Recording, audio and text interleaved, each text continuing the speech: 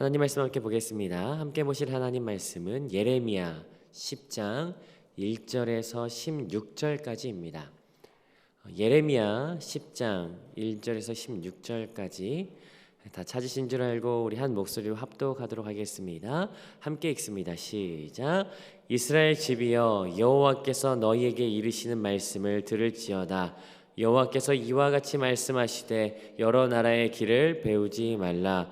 이방 사람들은 하늘의 징조를 두려워하거니와 너희는 그것을 두려워하지 말라. 여러 나라의 풍습은 헛된 것이니 살림에서 벤 나무요 기술공의 두 손이 도끼로 만든 것이라. 그들이 은과 금으로 그것을 꾸미고 못과 장도리로 그것을 든든히 하여 흔들리지 않게 하나니 그것이 둥근 기둥 같아서 말도 못하며 걸어다니지도 못하므로 사람이 메어야 하느니라. 그것이 그들에게 화를 주거나 복을 주지 못하나니 너희는 두려워하지 말라 하셨느니라. 여호와여, 주와 같으니 없나이다. 주는 크시니 주의 이름이 그 권능으로 말미암아 크시니이다. 이방 사람들의 왕이시여, 주를 경외하지 아니할 자가 누구리이까? 이는 주께 당연히 여러 나라와 여러 왕국들의 지혜로운 자들 가운데 주와 같은 이가 없음이니이다. 그들은 다 무지하고 어리석은 것이니 우상의 가르침은 나무뿐이라. 다시스에서 가져온 은박과 우바스에서 가져온 금으로 꾸미되 기술공과 은장색의 손으로 만들었고 정색 자색 옷을 입었나니 이는 정교한 솜씨로 만든 것이거니와 오직 여호와는 참 하나님이시요 살아계신 하나님이시요 영원한 왕이시라. 그 진노하심에 땅이 진동하며 그 분노하심을 이방이 능히 당하지 못하느니라. 너희는 이같이 그들에게 이르기를 천지를 짓지 아니한 신들은 땅 위에서 이 하늘 아래에서 망하리라 하라. 여호와께서 그의 권능으로 땅을 지으셨고 그의 지혜로 세계를 세우셨고 그의 명철로 하늘을 펴셨으며 그가 목소리를 내신즉 하늘에 많은 물이 생기나니 그는 땅 끝에서 구름이 오르게 하시며 비를 위하여 번개치게 하시며 그 곳간에서 바람을 내시거늘 사람마다 어리석고 무식하도다. 은장마다 자기의 조각한 신상으로 말미암아 수치를 당하나니 이는 그가 부어 만든 우상은 거짓이요 그 속에 생기가 없음이라. 그것들은 헛것이요 망령되이 만든 것인즉 징벌하실 때 멸망할 것이나 야곱의 분깃은 이같지 아니하시니 그는 만물의 조성자요 이스라엘은 그의 기업의 지파라. 그 이름은 만군의 여호와시니라. 아멘. 함께 말씀을 살펴보도록 하겠습니다. 여러분, 우리는 예레미야를 함께 묵상하고 있습니다. 예레미야 시대는 남유다가 패망에 가는 멸망을 바라보면서 기록한 문서이죠. 그래서 부패하고 갈 때까지 간 이스라엘의 모습이 적나라하게 등장하는 것을 보게 됩니다. 물론 다른 예언서에서도 마찬가지입니다. 특별히 동시대에 기록되어진 예언서인 에스겔을 통해서 보면 표면적으로 드러나지 않은 더 심각한 내부의 죄악상에 대해서 우리가 볼 수 있죠. 이를 통해서 우리는 모든 예언서들이 폭로하고 낱낱이 드러내는 그 패망의 원인들을 예언서들을 통해서 알 수가 있습니다. 여러분, 그 패망의 이유들, 그 죄목들을 한마디로 요약하여 말한다면 아마 이 말이 되지 않을까 싶어요. 그건 우상숭배라고 말할 수 있을 것 같습니다. 여러분, 우상숭배는 아주 유구한 역사를 지닙니다. 창세기부터 요한계시록까지 늘 하나님의 사람들의 발목을 붙잡는 것은 우상숭배였어요. 그리고 그 숭배의 그 우상이 어떠한 영향력을 미쳤는지 사람들은 늘 언제나 그 우상에 넘어지고 말았죠.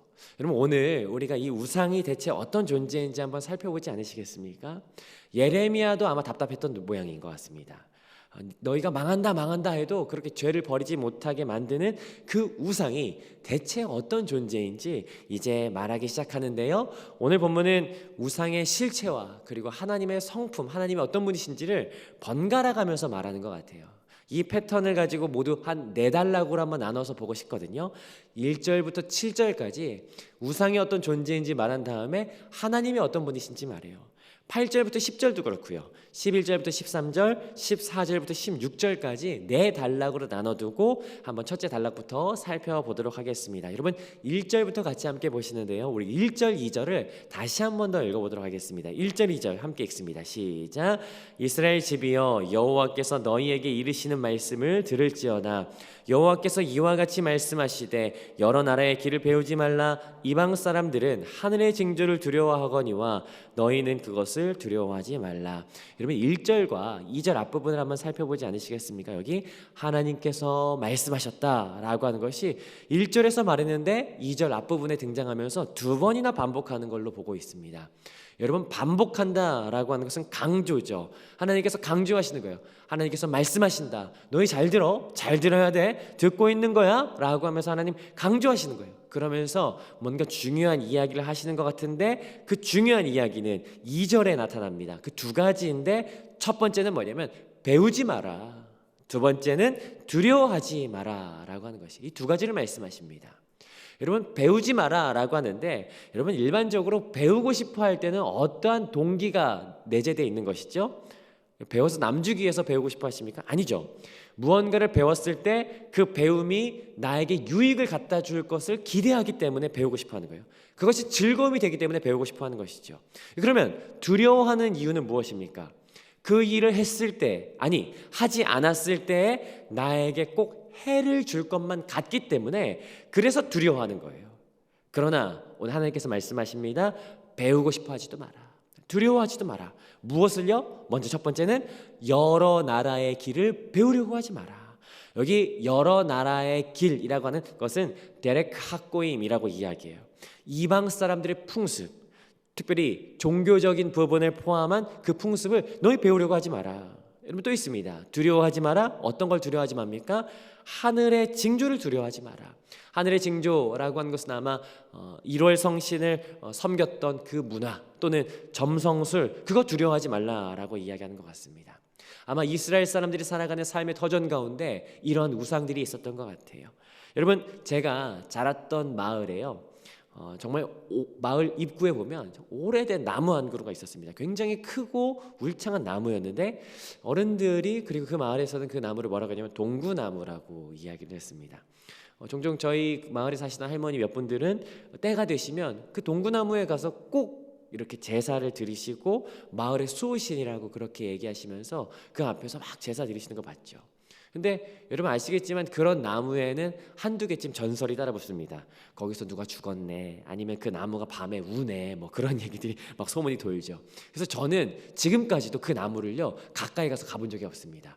그 나무를 지나갈 때면 그러니까 그 근처까지는 걸어가다가 그 나무 지나갈 때쯤 막 달려서 막 그냥 지나가는, 무서우니까. 여러분 그런 거 아니겠습니까? 우상이라고 하는 것이 이방인의 풍습처럼 복을 빌기도 해요. 또는 우상을 향해서 두려워하기나 해요. 그러나 오늘 하나님께서 말씀하십니다. 우상을 배우려고 하지도 말고 두려워하지도 마라. 왜냐하면 3절 4절에 보니까 우상은 그저 뭐냐면 나무나 은이나 금을 재료로 기술자가 도끼로 못과 장도리로 만든 것에 불과하기 때문이에요. 그리고 그 우상은 마치 어떤 거냐면 5절인데요. 5절 함께 읽어보겠습니다. 5절은 같이 읽으시죠. 시작. 그것이 둥근 기둥 같아서 말도 못하며 걸어다니지도 못하므로 사람이 메어야 하느니라. 그것이 사람들에게 화를 주거나 복을 주지 못하나니 너희는 두려워하지 말라 하셨느니라. 여기 둥근 기둥이라고 하는 것은 새 번역에서 번역을 잘했거든요. 논에 세운 허수아비라는 것이에요. 여러분 원래 원어는 참외밭의 허수아비라고 하는데 뭐 그건 별로 상관없습니다. 어쨌든 허수아비 같은 존재라는 것이에요. 여러분 그 특징은 걸어 다니지를 못합니다. 그래서 사람이 메어 다녀요. 두 번째 특징은요. 사람들은 복을 줄까봐 그 우상을 좀 배워보려고 하는데 사실은 복을 주지 못한다라고 하는 것이죠. 당연하죠. 여러분 허수아비가 여러분한테 복을 내려주는 거 보신 적 있습니까? 아니요. 본 적 없어요. 세 번째 특징은요. 화를 줄까봐 걱정했는데 화도 주지 못한답니다. 여러분 허수아비가 막 무섭고 막 그러신 분들은 가서 허수아비를 이렇게 섬기시면 됩니다. 근데 아니라는 거예요. 화도 주지 못한다는 거예요. 한마디로 말하면 우상은 아무 효력을 주지 못한다라고 하는 거예요. 그러므로 배우려고도 하지 말고 두려워하지도 마라. 특별히 두려워하지 말라라고 하는 것을 한 번 더 반복하고 있는데, 두려움이라고 하는 것은 죄송합니다, 히브리어로 야레라고 하는 그 단어를 가지고 있죠. 떨다라고 하는 것을 원어로 가지고 있습니다. 두려워하지 말라, 그 앞에서 떨지 말라라고 이야기하는 거예요. 그리고 나서 우상에 대해서 이야기했다면 이어서 6절 7절은 하나님이 어떤 분이신지 말하기 시작해요. 여러분 6절의 처음과 끝을 한번 보시겠습니까? 눈으로 6절의 처음과 7절의 끝을 보면 뭐라고 합니까? 똑같은 이야기가 나오죠. 여호와여 주와 같은 이가 없나이다 라고 하는 거예요. 마지막도 같아요. 주님 같은 분이 없습니다 라고 하는 거죠. 왜 그럴까요? 6절의 끝에 보니까 그 권능이 크시기 때문이에요. 7절의 중간에 보니까 그 누구보다 지혜롭기 때문이에요. 여러분 혹시 권능과 지혜라고 하는 이 단어가 여러분 누구에게 쓰는 단어인지 아십니까? 요한계시록에서 여러분 이 단어를 보셨을 겁니다. 능력과 부와 지혜, 힘과 존귀와 영광. 여러분 이 단어 요한계시록에 나와요. 여러분 누구에게 쓰였던 단어입니까? 맞아요. 통치자인 왕에게 쓰였던 단어입니다. 그래서 7절을 시작하면서 이렇게 말하죠. 왕이시여, 우리들의 왕뿐만 아니라 모든 만물을 다스리는 왕이시여, 하나님 무엇을 받을 만한 분이십니까? 경외를 받으실 만한 분이라는 거예요. 여러분 혹시 이 경외라고 하는 것이 히브리어 단어로 뭐를 말하냐면요, 야레, 똑같은 단어예요. 떨다라는 단어입니다. 두려움과 동일한 단어입니다. 그렇다면 첫째 단락이 말하는 것은 분명해요.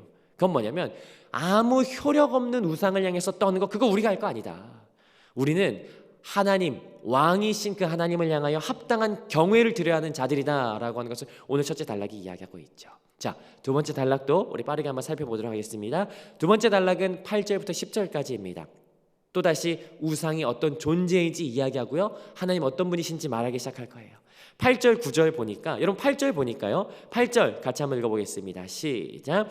그들은 다 무지하고 어리석은 것이니 우상의 가르침은 나무뿐이라 라고 하니까, 여러분 성경 가운데 우상이라고 하는 것을 표현하는 히브리어 단어들이 굉장히 많습니다. 특별히 그 우상들을 표현할 때 이렇게 표현하기도 하는데요, 뭐 조각상, 주상, 형상, 뭐 이런 단어들로 표현합니다. 그런데 오늘 8절, 이 8절의 우상이라고 하는 단어는요, 히브리어가 굉장히 잘 표현했는데 뭐라고 하냐면, 여러분도 아마 한번 들어보셨을 만한 단어예요. 헤벨이라고 표현했어요. 여러분 혹시 기억하십니까? 헤벨, 전도서에 가장 많이 나온 단어. 어떤 의미냐면 헛된 것이라는 거예요. 본래 직역하면 그들은 다 무지하고 어리석은 것이니 그 헛된 것의 가르침은 이렇게 나가요. 그러니까 이 우상을 이 성경은 뭐라고 얘기하냐면 헛된 것이다 라고 말하는 거예요. 물론 9절 보면요, 다시스의 은으로, 우바스의 금으로, 아마 우바스는 오빌이지 않을까 싶어요. 가장 귀한 은과 금으로 만들어졌고, 9절 후반부에 보니까 청색, 자색 옷을 입었다고 이야기해요. 청색, 자색은 왕실의 컬러입니다. 그러니까 가장 귀하고 아름다운 것으로 만들어졌고, 그리고 그 재료를 기술공과 은장색은 금속 재료가거든요. 가장 기술이 뛰어난 사람들이 화려하고 가장 정교하게 만들어서 그것을 딱 보기만 해도 압도될 만큼, 와, 너무 아름답다, 야 저거 너무 예쁘고 아름다워서 야 좀 가까이 가서 만져보고 싶다라고 할 정도로 아름답고 정교하게 만들었지만, 그러나 본질은 뭐라는 거예요? 헛된 것, 허무한 것이라는 거예요. 여러분 기억하셨으면 좋겠어요. 여러분 과도하게 화려한 것은요, 어떤 다른 목적을 지닙니다. 우상이 그래요. 과도하게 화려하게 만든 이 화려함으로 사람들의 마음을 휘어잡는 것이죠. 그러나 본질은 헛되다라고 하는 것을 우리가 잊지 말아야 될 것이에요. 우상에 대해서 이야기했다면 그 다음 이어서 10절은요, 하나님 어떤 분이신지 이야기하기 시작합니다. 하나님 어떤 분이신지 10절 한번 읽어보지 않으시겠어요? 10절 시작. 오직 여호와는 참 하나님이시요 살아계신 하나님이시요 영원한 왕이시라. 그 진노하심에 땅이 진동하며 그 분노하심이 이방이 능히 당하지 못하니라. 우상은 헛된 것이었다면 하나님 어떤 분이십니까? 참 하나님, 진리의 하나님, 죽은 하나님이 아니라, 우상처럼 죽어 있어서 헛된 것이 아니라 살아계신 하나님, 영원하신 왕. 아멘. 허무하지 않아요. 헛되지 않아요. 살아계셔서 영원하신 분이 하나님이시라는 것입니다. 자, 11절부터 13절 세 번째 단락이 시작됩니다. 마찬가지로 우상이 어떤 존재인지 말이에요. 11절은 여러분 새 번역이 번역을 훨씬 잘했거든요. 제가 새 번역을 읽어볼 테니까 여러분들은 눈으로 11절을 한번 따라오시면서 한번 들어보시죠. 눈으로 읽어보세요. 자, 11절 제가 새 번역 읽어드리겠습니다. 너희는 우상들에 대하여 이렇게 선언하여라. 하늘과 땅을 만들지 않은 신들은 이 땅에서 사라지고 저 하늘 아래에서도 없어질 것이라고 선언하여라. 한마디로 말하면 뭐예요? 예레미야, 너 우상들에게 이렇게 말해라. 야, 너희들 이렇게 얘기해라. 금방 소멸될 것이다 라고요. 여러분, 근데 이게 문학적으로 재미있는 기법이 하나 있어요. 뭐냐면 예레미야 시대에 주변국들이 쓰던 그 언어는요, 아람어거든요. 오늘 본문에서 딱 한 절, 21절이 아람어로 써 있습니다. 여러분, 이런 의미예요. 한번 들어보세요. 하나님은 사랑이십니다. 하나님은 사랑이십니다. God is love. 하나님은 사랑이십니다. 하나님은 사랑이십니다. 여러분, 제가 이렇게 말했어요. 어디가 강조되는 것 같으세요? 맞아요. God is love. 영어로 말한 부분이 강조돼요. 그렇다면 오늘 단락에서 딱 11절 한 절만 갑자기 다른 언어로 딱 쓰여져 있다면 이건 이 구절을 강조시키기 위함이에요. 11절이 그래요. 우상은 소멸될 것이다 라고 다른 나라 언어로 딱 써놓은 거예요. 우상은 소멸될 것이에요. 여러분, 우상은 사라질 것입니다. 소멸되는 것이에요. 이렇게 우상에 대해서 이야기했다면 그 다음 이어서 12절, 13절 하나님은 어떤 분이신지 이야기하기 시작합니다. 12절 눈으로 한번 따라 보시죠. 하나님은 땅을 지으셨고 하나님은 세계를 세우셨고 하나님은 하늘을 펴셨다라는 거예요. 하나님 어떤 분이십니까? 소멸되는 분이 아니세요. 하나님은 오히려 지으시고 창조주가 되는 분이라는 것을 이야기하죠. 이분이 하나님이십니다. 자, 마지막 네 번째 단락입니다. 네 번째 단락은 14절입니다. 14절은 제가 읽어보겠습니다. 사람마다 어리석고 무식하도다. 은장이마다 자기 조각한 신상으로 말미암아 수치를 당하나니 이는 그가 부어 만든 우상은 거짓 것이요 그 속에 생기가 없음이라. 우상은 무엇입니까? 우상은 그 만든 사람조차도 수치가 되는 거예요. 부끄러움이 되는 거예요. 왜냐하면 14절 뒤에 말하지만 우상은 거짓이고 생기가 없는 무생물이기 때문입니다. 그러므로 우상은 우리가 소망을 둘 만한 존재가 되지 못합니다. 믿을 만한 존재가 되지 못해요. 오히려 그 우상 믿었다가 그 우상에게 소망을 두었다가는 나중 되면 오히려 부끄러운 일만 당할 따름입니다. 그러나 하나님 어떤 분인지 아십니까? 16절에 하나님 뭐라고 표현하냐면요, 야곱의 분깃이라고 이야기하세요. 여러분, 야곱의 분깃이 의미하는 바는 아마 여러분이 생각하시는 것일 겁니다. 이스라엘 지파 12지파에게 나눠주신 유업 가나안 땅을 의미하는 것이죠. 아브라함에게 행하셨던 그 약속을 신실하게 기억하셔서 반드시 그 분깃으로 인도하시는 분, 믿부셔서 소망을 둘 만한 분이 되신다라고 하는 사실, 그분이 바로 하나님이 되신다라는 것이죠.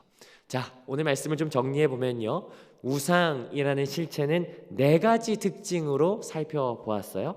먼저 첫 번째는 우상은 둥근 기둥, 즉 허수아비 같아서 화나 복을 줄 수 없는 효력 없는 존재다라고 하는 것을 살펴봤죠. 두 번째, 우상은 어떠한 존재였습니까? 정교하게 만들어서 그럴싸해 보이지만 사실은 허무한 존재다라고 이야기했어요. 세 번째는 다른 나라의 언어로 강조시켰어요. 한마디로 말하면 소멸될 존재다라고 이야기했죠. 네 번째는요, 우상은 미래를 걸 만한 존재가 되지 못합니다. 오히려 나중에 수치를 당할 존재다라고 하는 것, 그거 이야기했었죠. 여러분, 이게 우상입니다. 우상은 생명력도 없고 미래도 없고 아무것도 아닌 존재예요. 그러나 좀 한번 생각해 보지 않으시겠습니까? 왜 그렇게 이스라엘 사람들은 이 아무것도 아닌 우상들에게 그렇게 걸려 넘어졌을까요? 왜 성경 창세기부터 요한계시록의 수많은 하나님의 백성은 그렇게 우상에게 발목을 붙잡혔을까요?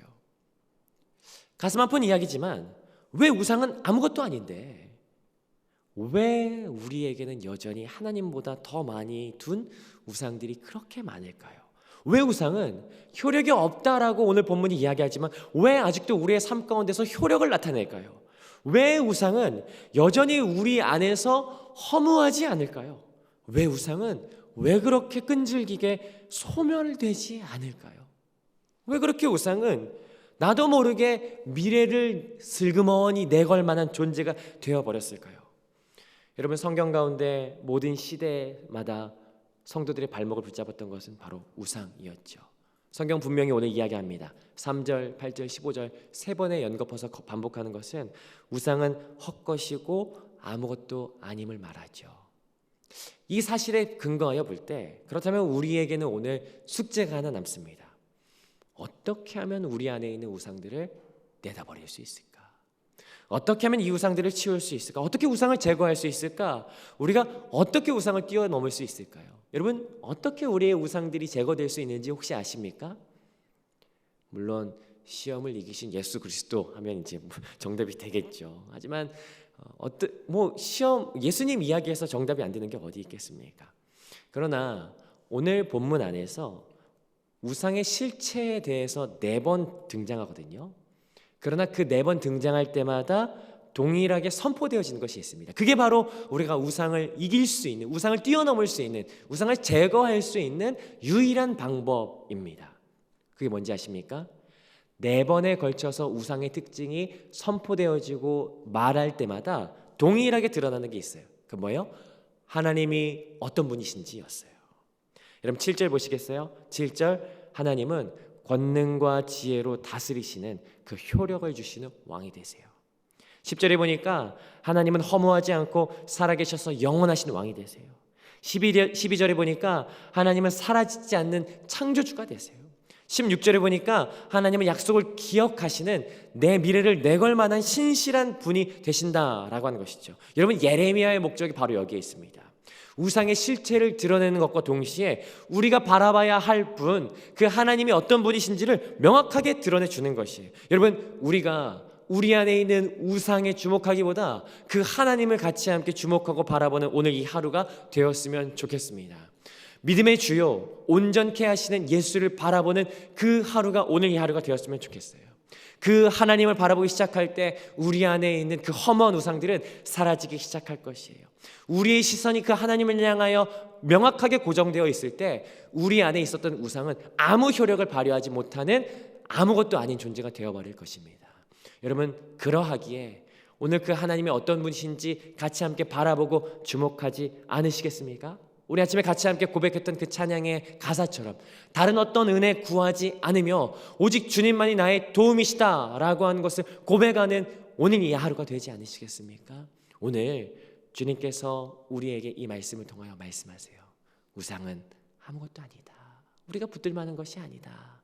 그러나 하나님은 우리의 영원한 분기시 되시고 하나님은 우리가 마땅히 붙들 만한 미쁘신 분이 되신다라는 것을 이야기하죠. 오늘 말씀을 통해 그 하나님 다시 한 번 더 바라보시고 붙드는 이 하루가 되시기를 주님의 이름으로 축복합니다. 그 하나님 앞에 온전한 신뢰를 맡겨드리는 오늘의 하루가 되시기를 소망합니다. 그러할 때 우리 삶 가운데 헛된 것들은 모두 다 안개처럼 사라져버리게 되는 놀라운 은혜가 임할 것입니다. 하나님을 향하여 시선을 두는, 하나님을 향한 그 시선을 온전히 맡겨드리는 오늘 이 하루가 되시기를 주님의 이름으로 축복합니다.